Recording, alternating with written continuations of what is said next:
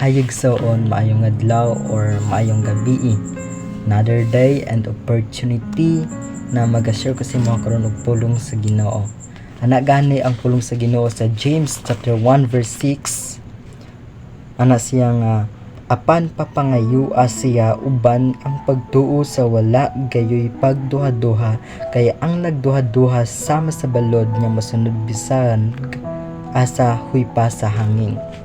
These verses very klaro kayo nga naga-reflect jud kung unsa ang ato ang kinabuhi diha sa Ginoo.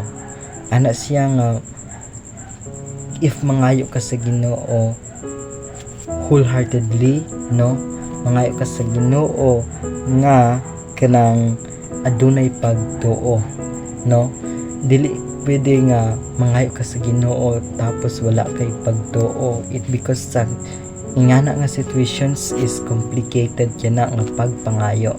But if you ask God nga hatagan kaniya, ubanan nimo sa pagtuo. That is the value of faith, brothers and sisters. Dili pwede nga mangayo ka sa Ginoo nga wala kay faith sa iyaha. Dili pwede nga mangayo ka sa Ginoo nga wala kay pagsalig sa iyaha. Dili pwede nga mangayo ka sa Ginoo nga aduna kay pagduha-duha sa imong kasing-kasing, sa imong kinabuhi, and even sa imong hunahuna. But sometimes our life, if nga nagapangayo tas diha sa Ginoo, komplikado kayo ta. Kumbaga wala kayo tay pagsalig, then wala kayo tay pagtuo nga sa pagpangayo sa iyaha. Usahay ang atong situations very contradict diha sa Ginoo, no? Kay kung mangayo ta diha sa iyaha, wala tay pagtuo sa iyaha, sama gud nga mangayo ka sa imong friends nga feeling nimo nga dili kaniya tagaan, no, sama nga na usayang pagpangayo nato diha sa Ginoo.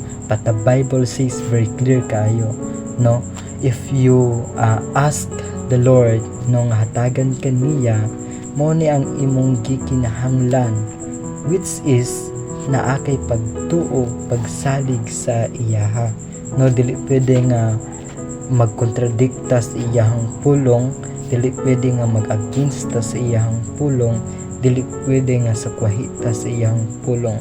It's because the word of the Lord very clear, and kini nga passages sa James chapter 1 verse 6 nag-reflect sa iyaha nga kung mangayo ka, kinahanglan nga naakay pagtuo, then dili ka magduha-duha sa pagpangayo sa iya. Ana gani siya kung magduha-duha ka sama daw sa balod nga mosunod bisan asa huy pa sa hangin.